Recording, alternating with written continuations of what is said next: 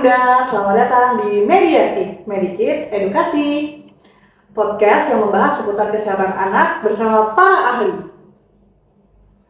Oke, episode kali ini kita akan membahas seputar tentang kesehatan gigi bersama tenaga medis profesional, yakni Dr. Gigi Ahmad Farhansyah Ibrahim. Ya. Apa kabar nih dok, kira-kira sekarang? Alhamdulillah lagi baik-baik. Oke, sejauh ini lagi sibuk apa nih? Kalau saat ini sih lagi sibuk kerja ya, dijaga praktekan gitu. Sama kalau untuk sekarang sih untuk hobi sih belum sempat ya tersalurkan lagi ya. Memang sejauh ini prakteknya dari jam berapa sampai jam berapa? Umumnya sih dari pagi ada sama malam gitu. Seperti biasanya sih. Full banget dari dok ya? Alhamdulillah. Sampai minggu enggak? Terkadang ada yang di luar jam doang ya. Berarti agak full ya dok ya? Kita kan hari ini akan membahas kesehatan gigi dan mulut ya dok ya. Jadi kira-kira nih saya mau tanya, apakah dengan sikat gigi aja nih dok, kan kita cuma tahu kita cuma ada perawatan sikat gigi. Kira-kira kalau misalnya kita cuma sikat gigi, apakah itu sudah tergolong dengan sehat atau itu sudah cukup untuk perawatan gigi atau gimana? Nah kalau untuk sikat gigi sendiri sih, kalau untuk gigi yang sehat umumnya memang lebih bagus untuk sikat giginya dibantu dengan ada beberapa tahapan lain, karena sikat gigi itu kan cuma membersihkan, terus juga dia tidak dapat membantu untuk kalau misalkan memang sudah terjadi kerusakan. Jadi memang perlu ada yang namanya sikat gigi disertai dengan bantuan obat kumur. Terus jangan lupa juga harus rutin periksa ke dokter gigi, karena keadaan-keadaan tertentu itu juga nanti bisa kita diagnosa dari keadaan bisa saja terlihat sehat tapi ternyata ada keadaan-keadaan tertentu yang sangat harus kita kawal. Oke, berarti memang kita kan tahunya cuma gosok gigi ya, ternyata banyak nih perawatan-perawatan yang di luar dari sikat gigi doang. Iya, banyak. Oke, kira-kira nih dok, resikonya, misalnya kan kita baru tahu nih, saya termasuk yang baru tahu gitu. Apakah resiko kedepannya untuk kesehatan gigi dan mulut kalau kita cuma sikat gigi aja, kita tidak perawatan misalnya, atau misalnya ada beberapa dari viewer juga yang rasanya cuma cukup sikat gigi merasa itu sudah lebih baik, itu apa nih resiko kedepannya untuk kesehatan gigi dan mulut? Jadi kalau misalkan untuk resiko, kalau misalnya kita cuma melakukan sikat gigi aja ya. Nah, kalau dari sikat gigi sendiri sih, kalau selama ini sikat gigi itu ada teknik dan jam waktu yang bagusnya untuk dilakukan sikat gigi. Nah, kadang-kadang atau kebanyakan malah ya, sikat giginya itu dia malah untuk beberapa daerah-daerah yang sulit dijangkau atau daerah-daerah makanan yang membandel lah, sangkut di gigi, itu biasanya bakalan sulit untuk dibersihkan. Dan juga kalau misalkan pada kasus-kasus udah terbentuknya karang gigi, nah untuk karang gigi sendiri mau sikat giginya sekeras apapun atau bulu sikatnya sekeras itu nggak bakal hilang karang giginya itu. Jadi memang harus adanya perawatan dari dokter gigi atau tenaga ahli gitu. Resikonya kedepannya apakah akan memperburuk kesehatan gigi atau gimana dok? Kalau untuk resiko biasanya sih kalau untuk karang gigi ya umumnya kalau misalnya karang gigi itu udah cukup luas, bisa mengarah ke gigi, bisa mengarah ke penyakit gusi dan lain-lain. Lebih tepatnya sih bisa mengarah ke infeksi ya. Gitu. Jadi yang termasuk gigi berlubang, udah masuk gitu. Kan banyak nih yang keluhan-keluhan tuh di gigi berlubang kan, otomatis ditambal lah, dan itu baru kita ke dokter gigi gitu kan dok ya, kebanyakannya. Oke, jadi mungkin itu ya dok ya, jadi secara umum memang kesehatan gigi itu sangat penting dok ya. Saya ulangi lagi mungkin ya, saya rangkum sedikit nih, sangat penting gitu, karena ternyata ada beberapa orang, mungkin viewers, bunda-bunda sekalian ya, apalagi nih anak-anak ya dok ya, anak-anak itu betul. Yang diajarin, ada yang diajarin sejak dini untuk sikat gigi, ada juga yang justru tidak diajarkan gitu untuk sikat gigi. Ternyata memang sangat penting gitu ya dok. Apalagi dari anak kecil tuh kira-kira harus dari umur berapa nih dok? Kalau untuk anak kecil malah dari kapan dia tuh udah ada tumbuh giginya malah. Jadi walaupun orang tuanya itu harus dia siap bagaimana cara menghadapi kapan gigi anak tersebut udah tumbuh dan bagaimana cara merawatnya. Nah, jadi dokter gigi itu bisa memberikan saran, bisa adanya konsultasi bagaimananya, karena itu nantinya ngaruh ke pola tumbuh kembang giginya dan juga rahangnya gitu. Nah itu ya bunda-bunda, ternyata dari kecil nih emang harus dirawat nih gigi anak-anak. Kadang kan di tumbuh gigi anak-anak kan sakit ya dok ya, Iya, ada yang pasti. kayak nangis dan lain-lain gitu. Oh ternyata tumbuh gigi, ternyata sejak tumbuh gigi itu ya dok ya, Iya, harus sejak tumbuh diperiksa gigi dan juga harus rutin. Oke, tetap, harus gitu. rutin. Oke. Ngomongin soal kesehatan gigi nih, ternyata sekarang Klinik Medikids udah membuka layanan kesehatan gigi dan pastinya didukung oleh para ahli tenaga medis profesional. Salah satunya Dr. Farhan Iya. yang nanti bunda-bunda dan anak-anak sekalian bisa nih mulai kontrol. Tidak hanya untuk anak-anaknya dok ya, untuk Iya, umum juga untuk itu umum. pasti. Yang dewasa ya terutama ya dok ya. Kadang Iya. yang dewasa nih yang kita justru lupa untuk perawatan gigi ya Iya, dok ya, betul. gitu. Jadi dengan dokter Farhan nanti bisa dari yang anak-anak dan yang kecil bisa perawatan langsung, bisa juga sampai ke bundanya, ke ayahnya dan lain-lain. Jadi percayakan aja sama proses penting ini sama Klinik Medikids. Oke dok, jadi itu secara keseluruhan ya dok ya. Kita membahas tentang kesehatan gigi dan mulut. Mungkin nanti ada pembahasan lebih dalam lagi, Iya. ada materi yang lebih dalam lagi. Jadi ditunggu aja di segmen selanjutnya. Jadi kita ada break dulu ya dok ya. Iya. Nanti kita akan lanjutkan segmen menarik ini di segmen berikut.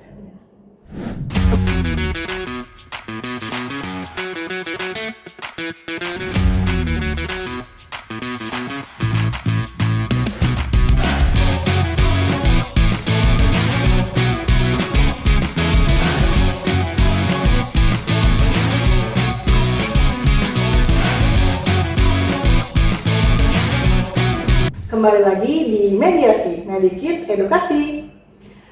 Nah, tadi ya dok ya, ternyata menarik banget nih pembahasan kita terkait kesehatan gigi. Yang mana ada hal-hal baru nih, ternyata perawatan gigi itu harus diurus sejak dini, harus dirawat sejak dini ketika anak atau bayi tumbuh gigi ya dok ya. Itu yang pertama. Lalu yang kedua tentunya dirawat sampai kita berusia sudah mungkin sudah tua dan lain-lain. Yang mana ternyata sikat gigi pun tidak hanya penting gitu, masih ada perawatan lainnya. Nah kita lanjut ya dok ya, mungkin karena sudah menarik nih kita lanjut ke materi-materi aja kali ya dok ya. Boleh. Kira-kira nih dok, ada nggak sih mitos-mitos atau kesalahpahaman gitu dari masyarakat umum tentang pemeriksaan gigi yang menyebabkan masyarakat itu mengabaikannya? Jadi ada nih dengar-dengar mitos atau kayak omong-omongan masyarakat, ya kan, gitu kan dok ya. Serem nih, dokter gigi serem nih gitu, takut gitu. Kira-kira ada nggak dok kayak gitu dok? Lumayan banyak malah, mungkin kita bahas beberapa aja kali ya. Iya. Salah satunya sih yang pertama, banyak mitos tuh yang mengatakan kalau gigi misalkan terlihat sehat-sehat aja nih, ternyata kita nggak perlu ke dokter gigi. Nah kalau faktanya sih sebenarnya dalam perawatan gigi itu sendiri kita tidak cuma merawat gigi itu pada saat giginya sakit. Nah, jadi banyak orang itu ke dokter gigi saat sakit aja, atau dia melihat adanya lubang baru ke dokter gigi. Nah, ternyata padahal sebenarnya kalau kita di dokter gigi itu ada yang namanya perawatan untuk pencegahan sebelum penyakitnya itu muncul, atau untuk mencegah terjadinya keadaan yang lebih lanjut gitu. Oke. Jadi ternyata banyak juga dok ya yang bikin kita tuh segan atau males ya dok ya untuk pergi gitu ya. Oke, padahal itu nanti seperti yang tadi dokter bilang, kalau misalnya nanti ada risiko jangka panjang nih. Salah satunya gigi berlubang tuh paling banyak ya dok ya. Betul. Apakah gigi berlubang itu menjadi penyakit yang paling banyak atau apalagi dok yang paling banyak? Kalau misalkan selain gigi berlubang ya penyakitnya di gusi sih yang disebabkan karena karang gigi tadi. Karena memang untuk kebanyakan di Indonesia itu sih memang angka tingginya karang gigi itu lumayan banyak gitu.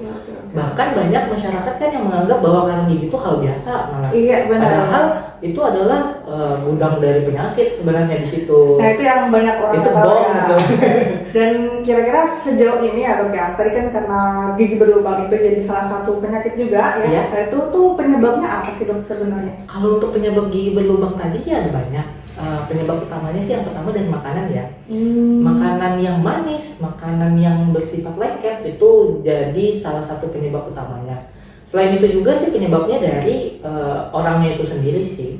Jadi dia bisa aja memang orangnya itu malas sikat gigi, adanya kebiasaan-kebiasaan yang tidak ditangani lebih baik, misalkan kayak mengkonsumsi minuman bersoda. Kan soda itu dia membantu dalam proses menipisnya permukaan gigi gitu. Masih ada banyak lagi sih sebenarnya, tapi utamanya memang di masalah makanan, masalah kebiasaan buruk yang tidak ditangani juga. Nah di situ. Berarti benar deh dok kata-kata biasanya ibu-ibu atau bunda-bunda tuh bilang kayak jangan makan permen, jangan makan minuman manis, nanti giginya lubang, itu berarti benar ya dok ya? Sebenarnya kalau untuk makan itu tidak ada ininya sih, cuman memang karena gula ya, itu sifatnya memang nggak bagus. Tapi kalau misalkan dalam batas tertentu itu nggak apa-apa, asal anaknya itu kita ajarkan juga bagaimana dia untuk membersihkan setelah makan tersebut. Oke. Terus nih dok, itu kan salah satu yang untuk gigi berlubang ya? Iya. Kalau misalnya nih kita merasa gigi kita sehat-sehat aja nih tadi ya dok ya, jadi kita tidak perlu pemeriksaan lebih lanjut. Tapi sebenarnya ada nggak sih dok ciri-ciri yang bisa kita lihat nih tanpa pemeriksaan lebih rinci tentang gigi kita sehat gitu? Ada nggak yang bisa kita lihat secara fisik aja nih gitu? Oh iya, kayak bercermin gitu ya? Atau dirasa di badan, itu ada nggak sih dok sebenarnya? Kalau untuk gigi yang terlihat sehat aja padahal ternyata ada tanda-tandanya ya. Kalau misalkan gigi sih ada dua ya, kita lihatnya dari gigi sama gusi. Kalau untuk gigi sendiri biasanya ditandai dengan pernah lihat nggak mbak? Kayak ada bercak-bercak putih di gigi. Nah itu salah satu tanda-tanda kalau giginya tuh udah mau ada gigi berlubang. Selain itu ada juga kayak titik-titik hitam di gigi. Nah itu cikal bakal terjadinya gigi berlubang. Nah kalau untuk gigi itu biasanya. Terus kalau misalkan kalau gusi sih biasanya ditandai dengan pertama adanya pembentukan karang gigi. Terus tuh nanti biasanya juga gusi mudah berdarah juga sebaiknya itu harus dilakukan pemeriksaan gitu. Karena apalagi yang masalahnya di gusi ya kayak terlihat bengkak, terlihat berdarah. Nah itu bisa jadi ada penyebabnya dari kaitannya sama giginya gitu. Oke. Ternyata belum tentu banget ya dok. Beneran kita harus tidak bisa lihat dengan mata ini aja ya, mata aja ya, gigi sehat atau enggak. Oke. Dan kira-kira nih dok, sebenarnya pemeriksaan gigi itu apakah hanya untuk orang-orang yang giginya bermasalah atau giginya sakit, atau sebenarnya ada jadwal khusus nih dok? Misalnya nih untuk anak-anak umur sekian itu harus 3 atau 4 kali pemeriksaan, di umur selanjutnya ada beberapa kali pemeriksaan gitu untuk yang anak-anak. Nanti ketika remaja berapa kali, itu sebenarnya ada nggak sih dok? Kalau untuk anak-anak itu dia lebih, kalau orang tuanya lebih diarahkan ke bagaimana konsultasi untuk pencegahan sebelum keadaan penyakitnya terjadi ya. Jadi biasanya memang lebih sedikit jangka waktunya kalau misalkan masih dalam kategori bayi. Kalau misalkan dalam kategori udah usia 4-9 tahun atau 4-8 tahun itu memang biasanya kita perlu yang namanya pemeriksaan berkala. Nah, pemeriksaan berkalanya ini hitungannya 6 bulan, setiap 6 bulan. Jadi kita untuk melihat bagaimana tumbuh kembang dari giginya, karena sebenarnya perawatan untuk anak-anak itu diperuntukkan bagaimana cara kita mempertahankan giginya tadi. Nah kalau untuk dewasa juga sama sih, jangka waktunya juga setiap 6 bulan, karena memang setiap keadaannya itu nanti berkembangnya bisa aja saat kita lakukan pemeriksaan ternyata tidak ada, dan ternyata saat 6 bulan bisa terjadi lagi seperti itu. Memang ada 6 bulan itu adalah waktu ideal terbaik sih untuk dilakukan pemeriksaan rutin ke dokter gigi. Berarti idealnya memang di 6 bulan? Iya, setiap 6 bulan paling bagus. Dan itu dari sejak dini ya dok ya? Iya, paling bagus sejak dini. Nah itu yang mungkin banyak nih bunda-bunda dan kita-kita nih yang dewasa nggak tahu nih, ternyata tidak hanya ketika sakit gigi aja gitu. Kadang kan kata-kata yang tua-tua nih, aduh sakit gigi baru ke dokter gitu. Yang anak kecil juga, aduh mama sakit gigi ternyata baru ke dokter. Ternyata ada 6 bulan. Padahal sebelumnya harus ada pencegahannya lebih bagus. Oh benar. Habis itu ya dok ya, kira-kira karena tadi ya ada perbedaan sebenarnya untuk perawatan anak dan gigi nih.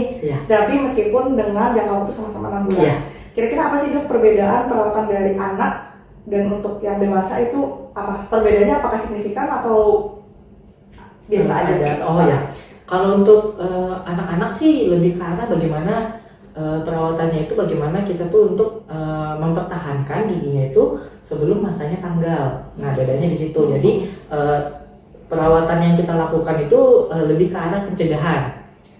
Kalau misalkan terjadi keadaan-keadaan tertentu baru kita lakukan penanganan. Tapi kalau misalkan udah dewasa atau giginya tuh sudah permanen, Nah itu lebih ke arah tergantung dari keinginan pasien. Biasa kalau misalkan memang keadaannya sifatnya mengalami patologis atau adanya penyakit, kita harus menanggulanginya sesuai dengan bagaimana perawatan yang seharusnya. Ada juga yang namanya perawatan misalkan keinginan untuk lebih baik, terlihat lebih baik, terlihat lebih cantik. Nah itu lebih ke arah estetik, itu bisa juga gitu. Jadi memang bedanya lebih ke tujuannya sih. Tujuannya ya dok ya. Jadi kalau misalnya yang tapi meskipun tapi sama-sama dengan 6 bulan ya? Setiap 6 bulan. Setiap 6 bulan. Hanya beda di caranya aja. Ya. Oke. Cara dan tujuan ya. Iya. Oke. Dan itu tadi ya kira-kira dok dengan jangka waktu tersebut, terus tadi ada tujuan-tujuannya. Iya. Kira-kira dok sebenarnya resiko lagi nih, kita ngomongin masalah resiko ya. Resikonya apa sih dok kalau misalnya kita melakukan itu tidak rutin? Itu yang pertama dok ya. Itu gimana kalau kita tidak rutin? Dan yang kedua kan sekarang banyak ya dok ya praktek-praktek yang mungkin tidak dilakukan profesional misalnya. Mungkin dikira sama aja nih dok, tapi kan sebenarnya nggak sama kan dok? Kira-kira apa sih resikonya kalau tidak dengan profesional? Iya, kalau misalkan tidak dengan profesional sih lebih tepatnya itu mengarah ke kesalahan pemilihan tindakan. Misalkan dari awal saja, misalkan kalau tidak profesional biasanya tidak disertai dengan ilmu keilmuan di bidang tersebut yang menyeluruh. Jadi bisa dari awal itu salah dari diagnosa, salah dari penentuan kasusnya bagaimana, sehingga sudah pasti akan terjadi kesalahan di perawatannya seperti itu. Oke, berarti tentu aja ya dok ya, ada resiko-resikonya Ya, untuk resiko yang besar. tidak profesional. Ada yang paling parahnya dok kalau tidak ditangani oleh profesional. Iya, misalkan kalau paling parahnya sih misalkan keadaan-keadaan yang sudah mengarah ke infeksi. Ternyata dari tenaga yang tidak profesional itu tidak melakukan perawatan yang sesuai, di mana infeksinya tidak dihilangkan ataupun dikurangi. Nah, infeksi tersebut bisa mengarah ke yang lebih berbahaya lagi, gitu. Jadi penyebaran infeksinya bisa lebih lanjut lagi, tidak cuma kesehatan gigi dan betul, mulut tidak ya. memperparah keadaannya gitu. Karena tadi sesuai yang dokter sampaikan, kalau tergantung ada tujuannya dok ya. Pemeriksaan itu ada tujuannya, apalagi untuk anak-anak yang tentunya pasti lebih sensitif ya dok ya. Kalau tidak sesuai dengan profesional, pasti akan berisiko lebih parah lagi dan bisa panjang. Wow, ternyata panjang ya dok ya. Kesehatan gigi mulut ini ternyata seru banget. Ternyata banyak banget hal-hal baru nih yang kita baru tahu ya dok ya. Terutama untuk kesehatan gigi mulut anak dan dewasa. Mungkin lebih ke tujuannya aja ya, mungkin diperkuat tujuannya dan kerutinan aja ya dok ya. Betul. Oke, kayaknya kalau saya aja nanya kayaknya kurang seru ya dok ya. Mungkin nanti bisa kita di segmen selanjutnya ada Q&A dari followers dan bunda-bunda di rumah, atau nanti mungkin sama kameramen atau ada yang mau bertanya ya. Jadi bisa kita lanjutkan di segmen berikutnya. Kita break dulu dok. Ya.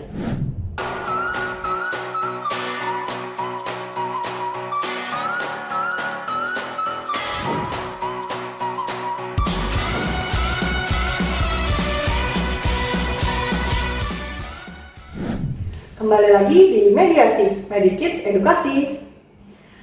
Baik dok, ini udah di segmen ketiga. Yang mana ini kita masuk di Q&A ya dok ya. Karena tadi sudah saya banyak bertanya, sekarang mungkin kepada bunda-bunda dan teman-teman di Instagram ya, udah beberapa ada yang masuk ya dok ya. Mungkin tapi kita pilih-pilih aja yang sekiranya lebih menarik ya dok ya. Oke, mungkin yang pertama nih dok, ada pertanyaan dari Thomas Julio 15 nih dok ya. Bertanya nih, kira-kira praktek dokter gigi di Medikids itu harinya apa aja, kapan aja, dan bisa nih dok sedikit diperkenalkan siapa profesionalnya nih, profesionalnya. Kalau untuk di Medikids sendiri, kita untuk praktek dokter giginya ada dimulai dari hari Senin sampai hari Sabtu. Nah, tapi untuk hari Sabtu kita buka lebih cepat, dari jam 3 sampai jam 6. Dan kalau untuk Senin sampai Jumat kita mulai dari jam 4 sampai jam 9 gitu. Kalau untuk dokter giginya sendiri itu ada saya, dokter gigi Farhan, dan juga ada namanya dokter gigi Gusti. Mana dokter Gusti itu nanti dia jaganya di hari Sabtu, hari Jumat. Oke. Berarti nanti sisanya yang satu sama dokter Farhan ya. Betul. Berarti kita full ya dok ya dari Senin sampai Sabtu, tapi nanti untuk di Jumat diisi dengan dokter Gusti. Iya. Mungkin nanti bunda-bunda di rumah atau nanti adik-adik di rumah, nanti kita datangnya mungkin di hari yang itu ya dok ya. Bisa di hari Senin sampai Kamis dengan Dokter Farhan, dan Sabtu, dan juga pastinya di hari Jumat sama Dokter Gusti. Ya. Oke, kita lanjut ya dok ya. Ada pertanyaan lagi nih dari Alia Afrida. Nah ini nih ya pertanyaannya mungkin yang sering juga nih ditanyakan. Sebenarnya seberapa sering sih dok karang gigi itu dibersihkan dalam 1 tahun? Karena kan tadi kata dokter ada salah satu bermasalah selain gigi berlubang adalah karang gigi nih dok. Nah itu kira-kira frekuensi dalam 1 tahun tuh bagusnya di berapa kali? Iya. Jadi kalau misalkan berkaitan sama karang gigi sih paling optimalnya tadi itu memang setiap 6 bulan ya.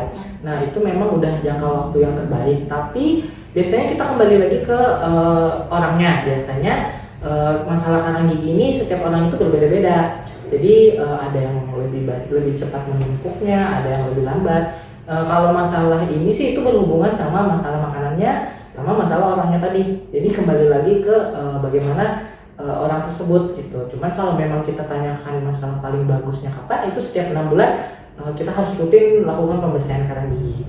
Oke, jadi dalam 1 tahun tuh 6 bulan sekali ya? Iya. Itu udah paling optimal dan paling baik kan? Kalau misalnya kurang dari 6 bulan atau lebih dari 6 bulan, ada resikonya nggak sebenarnya? Kalau misalkan untuk pembersihan itu malah bagus ya, karena dia perkembangan penyakit kan itu menumpuknya dimulainya dari karang gigi itu sangat banyak, lumayan banyak perkembangannya. Nah, jadi kalau misalkan kita cukup sering juga sebenarnya tidak ada masalah. Cuman memang lebih baik pembentukan karang gigi itu kan memang tidak terlalu cepat juga. Biasanya kalau pembentukan karang gigi itu dia perlu waktu untuk mengalami penumpukan tersebut gitu. Terus kalau misalkan memang dari orangnya itu cara sikat giginya bagus, itu juga malah makin lambat terjadinya pembentukannya, malah membantu untuk proses pembersihannya yang lebih baik. Oke, berarti memang tapi tetap dalam optimalnya ada 6 bulan. Oke. Dan yang terakhir nih ada lagi dari Gusti Zulfani. Nah ini kira-kira ya dok ya, untuk pemakaian siwak itu sebenarnya dari segi kesehatan gigi dan mulut, apakah baik untuk digunakan atau seperti apa dok dari segi kesehatan? Oh iya, kalau dari segi kesehatan sebenarnya siwak itu punya kandungan yang cukup bagus gitu. Dia punya banyak kandungan seperti kalsium, yang mana beberapa kandungan-kandungan itu memang bermanfaat untuk memperkuat gigi, membantu proses pembentukan gigi dan lain-lain ya. Nah makanya sekarang itu malah dari produsen odol khususnya malah banyak sekarang yang memilih herbal ke arah siwak gitu. Karena memang dari kandungannya itu banyak yang bermanfaat tuh ternyata untuk gigi kita gitu. Oke, berarti sebenarnya ada baiknya juga ya dok ya dari segi situ, karena bahkan ada yang dari odol pun menggunakan kandungan yang sama dengan siwak. Oke, jadi mungkin itu beberapa pertanyaan ya dok ya yang tadi sudah masuk terkait kesehatan gigi dan mulut, dan yang tadi kita beberapa yang bisa dirangkum adalah ternyata pentingnya dok ya setiap 6 bulan sekali sejak dini kita harus pemeriksaan, perawatan dan lain-lain. Tidak hanya ketika sakit gigi aja ya dok ya, harus kita ke dokter. Dan tadi ada beberapa masalah seperti gigi berlubang dan karang gigi yang mana itu adalah bergantung dari kesehatan gigi dan mulut juga. Betul. Oke, dan itu juga dari pola makan, pola kehidupan kita yang gimana ya, sehat lah ibaratnya, yang sangat berhubungan ternyata. Mungkin segitu aja ya dok ya podcast kita hari ini terkait dengan kesehatan gigi dan mulut ya dok ya. Mungkin nanti bunda-bunda dan adik-adik bisa periksa di klinik Medikids yang ternyata nanti mungkin bisa buka di Senin dan Sabtu, Senin sampai Sabtu dari jam 4 sampai jam 9, dari Senin sampai Jumat, dan untuk Sabtu kita khusus jam 3 sampai jam 6 bersama dokter-dokter Farhan dan dokter Gusti dan profesional lainnya. Oke, jadi mungkin bunda-bunda dan adik-adik di rumah ingat ya bahwa kesehatan gigi dan mulut itu penting banget, yang mana itu harus dijaga supaya kita bisa tetap tersenyum lebih indah dan cerah ya, dan tidak hanya untuk senyuman kita dan emang untuk badan kita juga ternyata berpengaruh. Oke, mungkin segitu dulu. Terima kasih banyak ya dokter Farhan atas edukasinya. Mungkin nanti kita bisa ngobrol di lain waktu ya terkait gigi dan mulut. Jadi sampai jumpa di klinik Medikids dan sampai jumpa di mediasi yang lainnya. Terima kasih. Makasih dok. Ya.